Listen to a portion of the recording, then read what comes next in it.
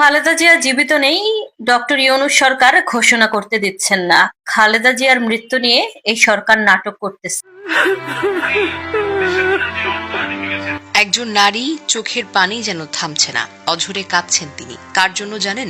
দেশের সাবেক প্রধানমন্ত্রী, তিনবারের প্রধানমন্ত্রী, কোটি মানুষের ভালোবাসার নেত্রী বেগম জিয়ার জন্য। ভাবুন তো। বেগম খালেদা জিয়া অবশেষে তিনি কিন্তু আরো 2 দিন আগেই নাকি মারা গিয়েছে, এটা কিন্তু জানায় নাই। তাকে আইসিইউ বলেন, সেখানে যে মানে ফ্রিজিং যে সিস্টেম, সেখানে নাকি তাকে রাখা হয়েছিল। তো যাই হোক, সম্পূর্ণ ঘটনা জানতে হলে অবশ্যই নাটনের পুরো ভিডিওটা দেখবেন। বিষয়টা আসলে অনেকে, সারা বাংলাদেশের মানুষ কিন্তু বিষয়টা নিয়ে খুবই চিন্তিত ছিল এবং একটা মানে ধোঁয়াশার মধ্যে ছিল। আসলেই কি তিনি জীবিত না মৃত্যু, অবশ্যই সেটা আপনারা দেখতে পারবেন। আর অনেকেই মানে বিশেষ করে বিএনপির মধ্যে শোকের একটা মাতম চলতেছে, এটা চলাটাই স্বাভাবিক। তো চলুন আমরা বেশি কথা বলে মূল ভিডিওতে নিয়ে যাচ্ছি, দেখতে থাকুন।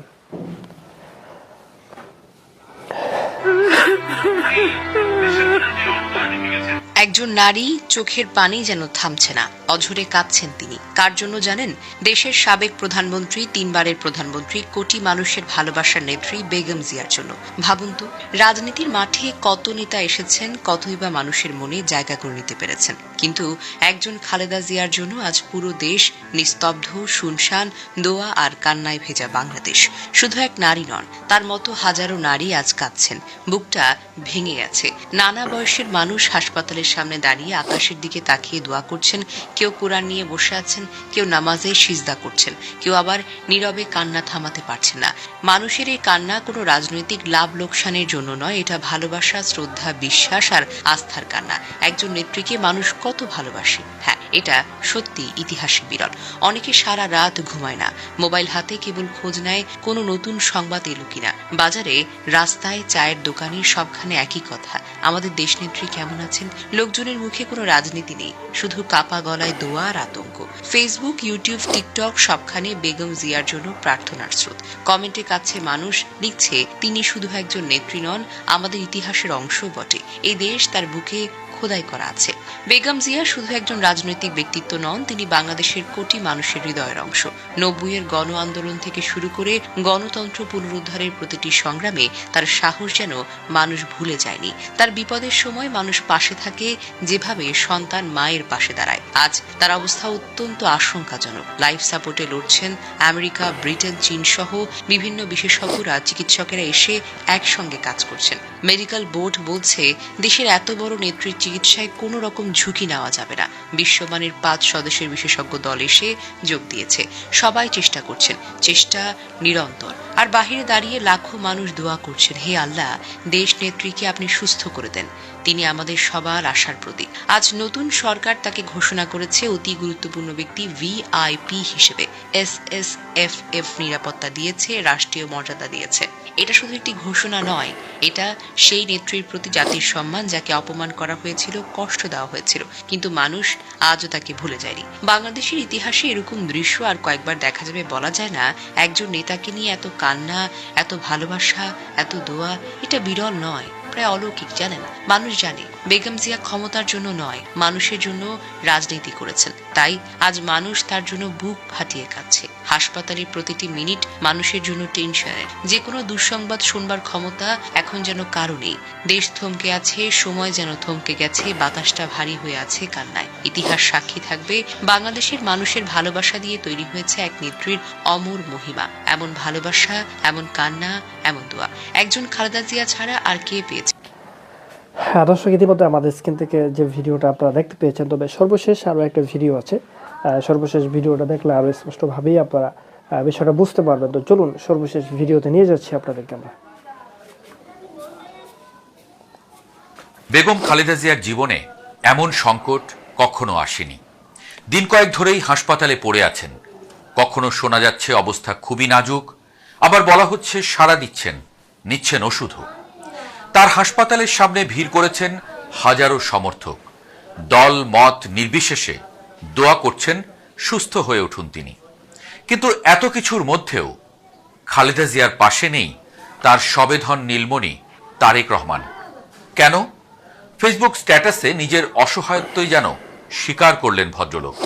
মায়ের এহেন পরিস্থিতিতেও যদি ফিরতে না পারেন তারেক রহমান, তবে তলে তলে দেশে যে ভয়ঙ্কর খেলা চলছে সেটা পরিষ্কার। কিন্তু সেই খেলাটা আসলে কি? খালেদা জিয়ার কি অবস্থা প্রশ্নের চেয়েও বড় প্রশ্ন হয়ে উঠেছে তারেক রহমান কেন আসছেন না। কি বিপদ হতে পারে তিনি দেশে ফিরলে? নির্বাচনের আগে আদৌ ফিরবেন তারেক রহমান? সব প্রশ্নের উত্তর নেই কারো কাছে। তবে একটা বার্তা পরিষ্কার, ভয়ঙ্কর বিপদের আভাসই পেয়েছেন তারেক রহমান। এর মধ্যেই কয়েকবার দেশে আসার তারিখ পিছিয়েছে। কথা ছিল ডিসেম্বরের প্রথম সপ্তাহের দিকেই আসতে পারেন তিনি। কিন্তু দেশের পরিস্থিতি যে বড্ড ঘোলাটে হয়ে আছে সেটা পরিষ্কার হয়ে যাচ্ছে তার না আসার ঘটনায়। সরকার রাজি, দল রাজি, কিংবা দেশের কোটি সমর্থকও চাচ্ছেন দেশে ফিরুক প্রিয় নেতা। সরকারের প্রেস সচিব ঘোষণা দিয়েছেন, বলেছেন তারেক রহমানের দেশে আসতে বাধা নেই। তারপরও কেন আসছেন না তারেক রহমান, এটাই এখন সবচেয়ে বড় প্রশ্ন হয়ে ঘুরছে। ওটাও স্বাভাবিক। কেউ কেউ বলছেন দেশের ভেতরে থাকা কোনো ডিপ স্টেটের ইশারায় তারেক রহমান ফিরতে পারছেন না। মায়ের পাশে নেই তারেক রহমান, পর্দার পেছনের রহস্য। মায়ের জীবন মৃত্যুর সন্ধিক্ষণেও তারেক রহমানের দেশে ফিরতে না পারা এবং এ নিয়ে তার ফেসবুক স্ট্যাটাস রাজনৈতিক মহলে আলোচনার ঝড় তুলেছে। এই প্রশ্নটাই এখন ঘুরপাক খাচ্ছে, কেন দেশে ফেরার সিদ্ধান্ত নিতে পারছেন না তিনি, এবং এই সিদ্ধান্তের নিয়ন্ত্রণই বা কার হাতে? বিএনপির ভারপ্রাপ্ত চেয়ারম্যান তারেক রহমান তার ভেরিফাইড ফেসবুক পাতায় যে স্ট্যাটাসটি দিয়েছেন তা যথেষ্ট ইঙ্গিত বহন করে। তিনি লিখেছেন, এমন সংকটকালে মায়ের স্নেহ পাবার তীব্র আকাঙ্ক্ষা যে কোনো সন্তানের মতো আমারও রয়েছে, কিন্তু অন্য আর সকলের মতো এটা বাস্তবায়নের ক্ষেত্রে আমার একক সিদ্ধান্ত গ্রহণের সুযোগ অবারিত ও একক নিয়ন্ত্রণাধীন নয়। স্পর্শকাতর এই বিষয়টি বিস্তারিত বর্ণনার অবকাশও সীমিত। রাজনৈতিক বাস্তবতার এই পরিমিত প্রত্যাশিত পর্যায়ে উপনীত হওয়া মাত্রই স্বদেশ প্রত্যাবর্তনে আমার সুদীর্ঘ উদ্বিগ্ন প্রতীক্ষার অবসান ঘটবে বলেই আমাদের পরিবার আশাবাদী। এই স্ট্যাটাস প্রকাশের পরপরই বিকেলে দলের মহাসচিব মির্জা ফখরুল ইসলাম আলমগীরকে এ বিষয়ে প্রশ্ন করা হলে তিনি শুধু বলেছেন, তারেক রহমানের ফেসবুক স্ট্যাটাসেই সব ব্যাখ্যা রয়েছে, এ বিষয়ে আর কিছু বলার নেই।